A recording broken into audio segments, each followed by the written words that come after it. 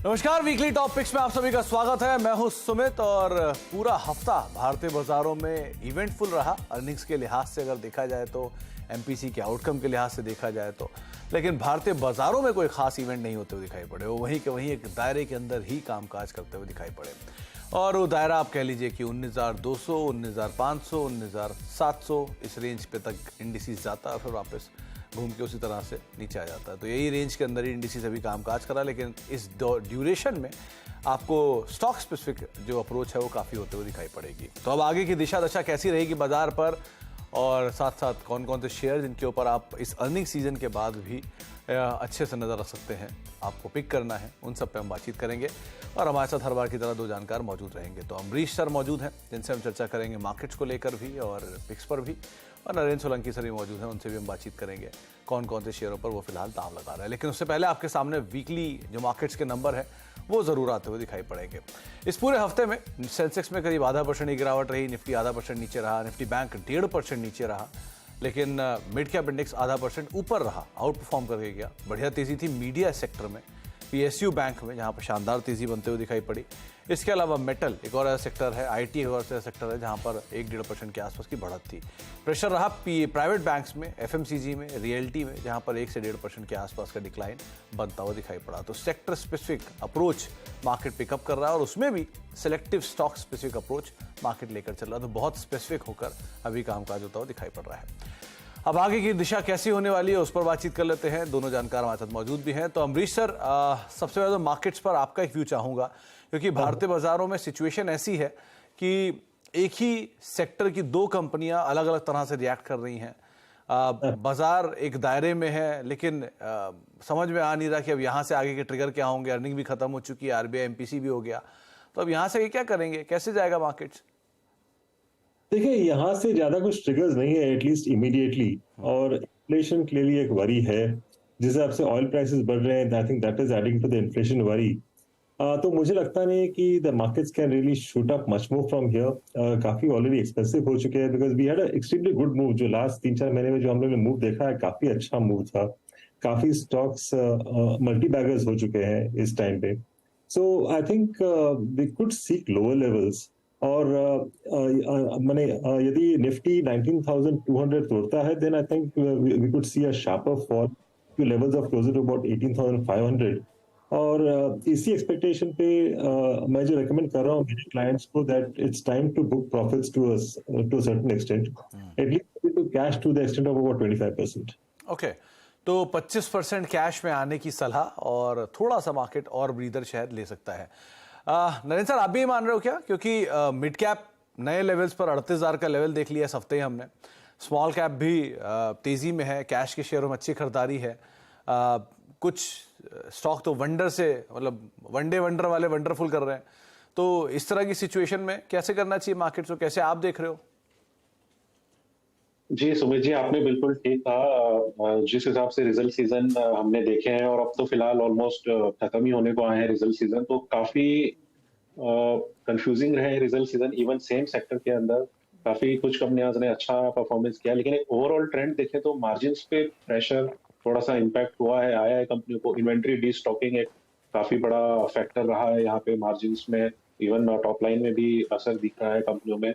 और जहां तक अगर अपन एक्सपेक्टेशंस की बात करें, तो जब मार्केट एंटर हो रहा था रिजल्ट सीजन में, तो निफ्टी 50 की जो अर्निंग्स एक्सपेक्टेशंस थी वो मोर और लेस फ्लैटिश अर्निंग्स ही थी। ज्यादा कुछ ग्रोथ नहीं थी, हार्डली 1 और 2% के आसपास का डिफरेंशियल रहा होगा लास्ट ईयर और इस क्वार्टर के अर्निंग्स के अंदर। लेकिन हाँ, Q2 और बाकी जो रिमेनिंग ईयर्स में, उसमें डबल डिजिट्स ग्रोथ का अर्निंग्स मार्केट एक्सपेक्ट करके चल रहा है। तो Q2 काफी क्रूशियल होगा अर्निंग्स के पॉइंट ऑफ व्यू से, जहां पे अर्निंग्स को कैचअप करके दिखाना पड़ेगा। अदरवाइज वैल्यूएशन फिर वहां पे सस्टेन होते हुए नहीं दिख रहे हैं। तो अब ये जो क्वार्टर हमारा जो चल रहा है वो काफी क्रूशियल रहेगा मार्केट पॉइंट ऑफ व्यू से। और वैल्यूएशंस ठीक ठाक है, बहुत ज्यादा महंगा नहीं है, लेकिन earnings has to do a lot of catch up. तो यहाँ पे मार्केट इमीडिएटली रनअवे टाइप का नहीं दिख रहा है, और थोड़ा सा पॉज डेफिनेटली लेगा। Q2 क्या H2 ही बहुत क्रूशियल रहने वाला है, क्योंकि वहाँ फिर फेस्टिव शुरू हो जाएगा, उसकी डिमांड पिकअप हो जाएगी, मॉनसून के नंबर्स आ चुके होंगे, और सेकंड हाफ तो हमेशा साल का अच्छा ही होता है, तो वो तो बहुत क्रूशियल रहने वाला है। चलिए, अब क्योंकि बाजार पर हमने बात कर ली है, तो अमरीश सर, एक तरफ आप कह रहे हो कि 25% कैश पे आओ, अब 25% कैश आया गया तो कहीं लगाना भी पड़ेगा, तो पहला नाम मैं आप ही बता दूं, कहाँ लगाया जाए? अभी जो भी मैं रिकमेंड कर रहा हूँ, आई वुड से कि केवल 25% अभी अभी लगाना चाहिए। For example, if you are buying 100 shares, केवल 25 शेयर अभी लेना है, और बाकी जब करेक्शन होता है उस वक्त लेना चाहिए। और मेरा पहला स्टॉक है तत्वा चिंतन। ये मैन्युफैक्चर करते हैं स्पेशलाइज्ड और डाइवर्सिफाइड रेंज ऑफ प्रोडक्ट्स, जैसे structured directing agents, phase transfer catalyst और इलेक्ट्रोलाइट सॉल्ट्स। ये प्रोडक्ट्स यूज होते हैं in industries like automotive, petrochemicals, pharmaceuticals, agrochemical, personal care और फ्लेवर्स एंड फ्रेग्रेंसेस। इस बार भी earnings were like above expectations, especially EBITDA margins nearly 19% हो गए थे, एक्सपेक्टेड था कि 13.5% होगा। काफी नए ऑर्डर्स आए हैं इनको, और इसके जो डिलीवरीज हैं वो होंगे FY25 में। तो एक्सपेक्ट कर रहा हूँ कि FY25 में नियरली 100% जंप होना चाहिए टॉप लाइन में एज कम्पेयर टू FY24 जो एक्सपेक्टेड है। तो FY25 का मेरा जो EPS का अनुमान है करीब 67 का है, और इससे मेरा टारगेट बनता है 2345। तत्व चिंतन, आमतौर पे इसका जिक्र आपको नहीं दिखाई पड़ेगा, लेकिन हाँ ये नंबर इस बारी के इसके काफ़ी बेहतर साइड पे देखने को मिले थे। 2345 रुपए के टारगेट्स के लिए आपको यहाँ पे निवेश की राय दे रहे हैं। और दो इंटरेस्टिंग बात, पहला 25% अपने निवेश की, यानी कि 1/4 पूंजी आप यहाँ पर लगाएं। दूसरा, ये उस सिनेरियो में अमरीश सर ने दिया है जबकि केमिकल स्पेस बीटन डाउन है 1, और 2 केमिकल स्पेस के अंदर एक बुरा दौर ऑलरेडी ये देख चुके हैं नंबर्स के लिहाज से भी और हायर इनपुट कॉस्ट के लिहाज से भी। तो थोड़ा थोड़ा कंसोलिडेशन मिलता जाए, उसका आप इस्तेमाल करते रहें, थोड़ा थोड़ा इसके अंदर एंटर कर सकते हैं। तत्व चिंतन फार्मा बढ़िया कंपनी है, आप इसके ऊपर दाव लगा सकते हैं थोड़ा थोड़ा करके। अब नरेंद्र सर, आपकी तरफ से पहला नाम। जी, हमारा जो पहला नाम है उसका आपने डेफिनेटली कल पीएम का एड्रेस सुना होगा लोकसभा में, तो एक काफी चर्चा में रहा स्टेटमेंट है कि सरकारी कंपनियों के ऊपर, तो हमारा पीएसयू स्पेस से ही पहला नाम है। कंपनी का नाम है हिंदुस्तान एरोनॉटिक्स लिमिटेड। और जैसा कि आप जानते हैं, company design, development, production, maintenance, repair, overall जितने भी हेलीकॉप्टर्स हैं, अपने एरोप्लेन्स हैं, जो अपनी डिफेंस आर्मीज वगैरह यूज करती हैं, वो सबका इसी के देखरेख में होता है। और जो नए प्रोजेक्ट्स हैं जैसे LCA तेजस है, तो उस टाइप का प्रोडक्शन और न्यू डेवलपमेंट, R&D सब कुछ कंपनी करती है। और फिलहाल जो कंपनी की ऑर्डर बुक देखें तो 82,000 करोड़ प्लस की ऑर्डर बुक है, और जो कि almost 3 times of its FY23 revenues है। और अगर आप ग्रोथ का रनवे देखें, जो लेटेस्ट में GE के साथ GE F414 इंजन्स की जो डील है, 99 इंजन्स की, बहुत बढ़िया डील है। इसमें टेक्नोलॉजी ट्रांसफर भी शामिल है, और ये कंपनी का जो न्यू लाइनअप एयरक्राफ्ट है तेजस, उसके लिए बहुत इंपॉर्टेंट कंपोनेंट है इंजन इसका। तो ये काफी बड़ा रनवे है कंपनी के लिए, और इसमें डेफिनेटली बहुत सारे ग्रोथ प्रोस्पेक्ट्स हैं। और जैसे जैसे कंपनी वैल्यू एडिशन में आगे बढ़ती जाएगी, तो डेफिनेटली मार्जिन्स में इंप्रूवमेंट कंपनी दिखाती ही जाएगी। और जैसा कि गाइडेंस है मार्जिन्स इंप्रूवमेंट का, वो भी काफी अच्छा है कंपनी का, जो कि अर्ली डबल डिजिट्स FY25 में कंपनी मार्जिन्स ले आएगी, जो अभी मिड सिंगल डिजिट्स के आसपास मार्जिन्स है। तो काफी long runway both in terms of top line and bottom line with improvement in margins company के पास है। और इसमें हमारा टारगेट जो फिलहाल है वो 4,425 रुपीज है। नहीं तो नरेंद्र सर, सवाल मेरा ये था कि कल पीएम ने इसका जिक्र किया इसलिए आपको पसंद आया, या आपको पसंद था इसलिए पीएम ने जिक्र किया? नहीं, हमारे पसंद से पहले से ही था, लेकिन एक पीएम ने जो मंत्र बताया, तो उससे और ज्यादा इन्वेस्टर्स को कॉन्फिडेंस और प्रोत्साहन मिलेगा। पर लग गए, जो HL में ऑलरेडी थे वो और ज्यादा बड़े पर लग गए। तो हिंदुस्तान एरोनॉटिक्स लिमिटेड बहुत पुरानी हिस्ट्री है और बहुत ही बढ़िया कंपनी है, जिसने एक बहुत एग्जॉर्बिटेंट गेन भी दिया है विद टाइम, लेकिन अभी भी नरेंद्र सर को लगता है कि यहाँ पे अच्छी तेजी और देखने को मिल सकती है। तो उस लिहाज से आप हिंदुस्तान एरोनॉटिक्स के ऊपर नजर बना के रख सकते हैं। अमरीश सर, अब दूसरा स्टॉक आपकी तरफ से कौन सा होगा? दूसरा स्टॉक भी केमिकल सेक्टर से है, एथर इंडस्ट्रीज। मेजर केमिकल मैन्युफैक्चरर है फॉर फार्मा, एग्रोकेम और ऑयल एंड गैस सेक्टर के लिए। कॉन्ट्रैक्ट रिसर्च और मैन्युफैक्चरिंग भी करते हैं, और this is decently major like revenue source उनके लिए। काफी प्रोडक्ट्स हैं जहां पे ये सोल इंडियन मैन्युफैक्चरर है, तो दे हैव दैट निश in that space. 290 plus customers हैं अक्रॉस 22 कंट्रीज, मार्की क्लाइंट्स हैं अक्रॉस सेक्टर्स। रिसेंटली 750 करोड़ का QIP कंप्लीट किया था, और ये जो फंड्स है ये यूटिलाइज करेंगे कैपेसिटी एक्सपेंशन में।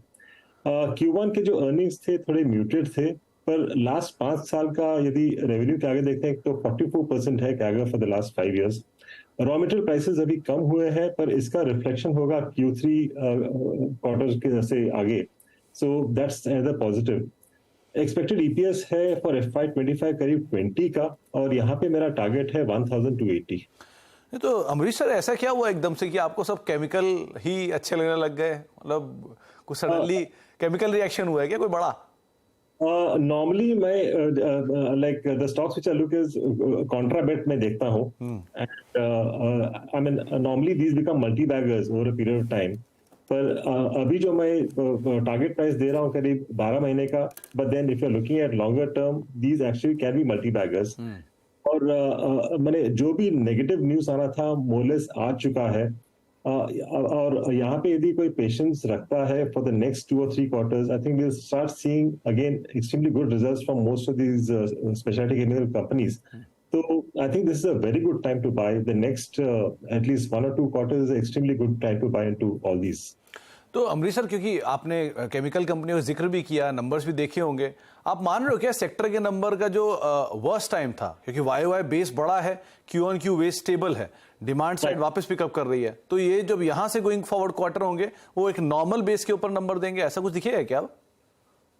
क्योंकि देखिए जो बेस है वो I mean that's in fact come down, and more important जो एनालिस्ट एक्सपेक्टेशन है वो भी कम हो चुका है। So once they start performing better than what the analysts are expecting, clearly I think we should see better days for these stocks. और जो हुआ है लास्ट 2-3 साल में, most of these companies have increased the capacity. तो काफी लोगों के पास world class capacities और products है, and we are also becoming clearly that China plus one I think should actually start playing out now. तो ये बात सही है कि हाँ, एनालिस्ट फ्रेटर्निटी की जो एक्सपेक्टेशन थी बहुत हाई साइड पर थी, लेकिन अब वो राइट साइज हो गई हैं, तो घटी नहीं है लेकिन वो राइट साइज हो गई हैं। जो एक नेचुरल टाइम था एग्जॉर्बिटेंट गेन वाला, वो खत्म हुआ है, और उसके बाद अब नॉर्मल सिनेरियो में हम देख रहे हैं। तो इसलिए एथर इंडस्ट्रीज केमिकल के 2 नाम है, और इस बार के क्वार्टर में रिफ्लेक्ट भी हुआ है कि नंबर YOY बेसिस पे थोड़े वीक जरूर है, लेकिन Q1Q इधर फ्लैट है या फिर फ्लैट टू बेटर साइड पर आपको नंबर्स दिखाई पड़ेंगे। नरेंद्र सर, आपकी तरफ से दूसरा नाम? जी, हमारा जो सेकंड चॉइस है वो ऑटो एंड क्लेरिस स्पेस से है। कंपनी में रिसेंटली एक कॉर्पोरेट एक्शन भी कंप्लीट किया है। कंपनी का नाम, पुराना जो नाम था वो महिंद्रा CIE था, और नया जो नाम है वो CIE ऑटोमोटिव लिमिटेड है। और कंपनी अभी फुल्ली MNC कंट्रोल कंपनी है। इसका जो पेरेंट है वो स्पेनिश कंपनी है CIE ऑटोमोटिव। और कंपनी के जो प्रोडक्ट पोर्टफोलियो अगर आप देखेंगे पुराने बिजनेस और अभी जो कंपनी नए जो ग्रोथ प्रोस्पेक्ट्स लेके चल रही है, तो एक कंप्लीट ट्रांजिशन हो रहा है कंपनी का। एक प्योर प्ले एंक्लरी ऑटो एंक्लरी बिजनेस से हटके इसमें EV का एक बहुत बड़ा पोर्टफोलियो आगे जाके जुड़ने वाला है। और जिस हिसाब से अभी इसका जो EV का पोर्शन देखेंगे तो अराउंड 35% ऑफ एग्जिस्टिंग जो ऑर्डर इनफ्लोज आ रहे हैं वो EV के स्पेस में आ रहे हैं। और कंपनी के जो पाइपलाइन में काफी सारे प्रोडक्ट्स है जो कंपनी ऐड कर रही है अपनी R&D के थ्रू, और इसमें पेरेंट का जो इस एस्पेक्ट में जो इसका हेल्प है वो काफी ज्यादा होने वाला है। और जिस हिसाब से मैनेजमेंट एक्सपेक्ट कर रही है कि जो मार्केट का ग्रोथ है उससे ज्यादा ये लोग ग्रोथ करने का टारगेट लेकर चल रहे हैं, और रेगुलरली EV के जो पोर्टफोलियोज हैं प्रोडक्ट्स में वो कंटिन्यूअसली ऐड करते जाएंगे। द कंपनी इज आएगी मोर देन 50% न्यू ऑर्डर की पाइपलाइन आएगी नेक्स्ट 2 इयर्स में, वो EV के थ्रू ही आएगी, लेगेसी बिजनेस वो हटा के। तो ये काफी अच्छा ग्रोथ प्रोस्पेक्ट्स और लाइनअप है कंपनी के पास, और हमारा इसके अंदर टारगेट प्राइस है 635 रुपीज। तो 635 के टारगेट्स के लिए आप CIE ऑटोमोटिव को देख सकते हैं। ये बात सही कही नरेंद्र सर ने। कुछ समय पहले तक इसमें महिंद्रा CIE इसका नाम था। महिंद्रा ग्रुप ने रिसेंटली एग्जिट किया, और उस एग्जिट के बाद से वे पूरी तरह से स्पेनिश कंट्रोल में आ चुकी है। तो CIE ऑटोमोटिव आप 635 रुपए के टारगेट्स के लिए इसको भी लॉन्ग साइड पे देख सकते हैं। बढ़िया तेजी है, और इस क्वार्टर के नंबर भी बहुत अच्छे थे, तो अदरवाइज भी आप इस पर नजर बना के रखेंगे। तो CIE ऑटोमोटिव, ये दूसरा नाम नरेंद्र सर की तरफ से है। 4 स्टॉक्स पर हम बातचीत कर चुके हैं। एक ब्रेक का वक्त है, ब्रेक के बाद लौटते हैं, 2 और स्टॉक्स उनके ऊपर बातचीत करते हैं। ब्रेक के बाद अब देख रहे हैं वीकली टॉपिक्स, और हर हफ्ते की तरह हम इस हफ्ते भी यही बात कर रहे हैं कि मार्केट्स में तो एक रेंज बाउंड मूव है, लेकिन इस रेंज बाउंड मूव में आपकी रणनीति होनी क्या चाहिए। तो अमरीश सर मान रहे हैं कि थोड़ा बहुत आप प्रॉफिट टेक कर लेना ज़्यादा बेटर है, 25% कैश पे आ जाए, लोअर लेवल्स पे आपको दोबारा मौके मिलेंगे, और नरेंद्र सर ये मान रहे हैं कि थोड़ा सा ब्रीदर ले रहा है मार्केट्स, लेकिन हाँ मिड कैप स्मॉल कैप में एग्जॉर्बिटेंट जंप रिसेंटली हमने देखा भी है, तो थोड़ा सा रिलीफ होना भी जरूरी है मार्केट्स में। अब 4 पिक्स में हम बातचीत कर चुके हैं। अमरीश सर आपकी तरफ से तीसरा नाम कौन सा रहेगा? तीसरा नाम है ऑटो सेक्टर में, ऑटो एंसिलरी है जमुना ऑटो। ये कंपनी मार्केट लीडर है इंडिया में फॉर ऑटोमोटिव सस्पेंशन सॉल्यूशंस और सेकंड लार्जेस्ट प्रोड्यूसर है वर्ल्ड में for multi leaf springs. 8 manufacturing plants हैं इंडिया में। ओवरऑल मार्केट शेयर करीब 68% का है, मोस्टली सीवीज में है। टाटा मोटर्स का 70% of the requirement and Ashok Leyland का 90% of the requirement is supplied by Jamuna auto. EV commercial vehicle के लिए जो टेक्नोलॉजी ट्रांसफर है उसका भी टाई अप हो चुका है इनका। Q1 के रिजल्ट्स अभी आए आई मीन पोस्ट मार्केट, और वहां देख रहे हैं कि मार्जिन्स हैव इम्प्रूव्ड और एक्सपेक्टेड है कि आगे जाके it should be about 14 to 15% margins stabilize करना चाहिए। यहाँ पे मेरा एक्सपेक्टेड ईपीएस फॉर FY25 करीब 6.5 और यहाँ टारगेट प्राइस बनता है 130 का, which is about close to 20% higher than where we are right now. तो जमुना ऑटो अगर आपको नाम से ऐसा लग रहा हो कि ये नई कंपनी है, तो ऐसा नहीं है। ये 1954 से बनी हुई कंपनी है, तो आप समझ लीजिए करीब करीब 80 साल 70 साल पुरानी कंपनी, इसका जिक्र भी अमरीश सर ने किया है। पुरानी हिस्ट्री है इस कंपनी की और बहुत पुराने समय से ऑटो एंसिलरी के कामकाज के अंदर है। मेजरली ज़्यादातर सभी बड़े प्लेयर्स को ये सप्लाई भी करती है। 130 रुपये के टारगेट के लिए आप यहाँ पर लॉन्ग साइड अपनी पोजीशन देख सकते हैं। तो ऑटो एंसिलरी स्पेस में अच्छी वैल्यू अगर आप तलाश रहे हैं तो जमुना ऑटो एक नाम हो सकता है। आपका नरेंद्र सर आपकी तरफ से अगला नाम? जी, हमारा नेक्स्ट नाम है हॉस्पिटैलिटी सेक्टर से है। कंपनी का नाम है शैले होटल्स। और अगर आप इस सेक्टर की डीप में जाके और अगर आप एनालाइज करें कि न्यू एक्सपेंशन कहाँ पे हो रहे हैं, तो जनरली ये कंपनी मेट्रो बेस्ड या फिर बिजनेस डिस्ट्रिक्ट बेस्ड कंपनीज है। इट इज ऑपरेटिंग 9 फैसिलिटीज और करंटली 2800 कीज है। और अगर आने वाले टाइम में देखें तो जो टॉप 10 होटल मार्केट है इंडिया के, उसमें 4-5 साल पहले FY16 के अराउंड 70% जो ऑक्यूपेंसी या फिर जो कीज होती थी रूम की, जो टॉप 10 मार्केट में होती थी, जिसका शेयर अब गिर के ऑलमोस्ट 50% होने जा रहा है। तो जो न्यू सप्लाई है वो अवेलेबल नहीं है आने वाले 2-3 साल में टॉप 10 मार्केट्स के अंदर। और ये कंपनी जहाँ पे ऑपरेट कर रही है मुंबई, बेंगलुरु, पुणे, हैदराबाद, और इसकी दिल्ली में भी न्यू फैसिलिटी आ रही है। इवन एरोली में भी न्यू अपकमिंग प्रोजेक्ट्स हैं। तो ये काफी अच्छा कंपनी के लिए ऑगर करता है और आगे जाके कंपनी के ग्रोथ प्रोस्पेक्ट्स में काफी हेल्प करेगा।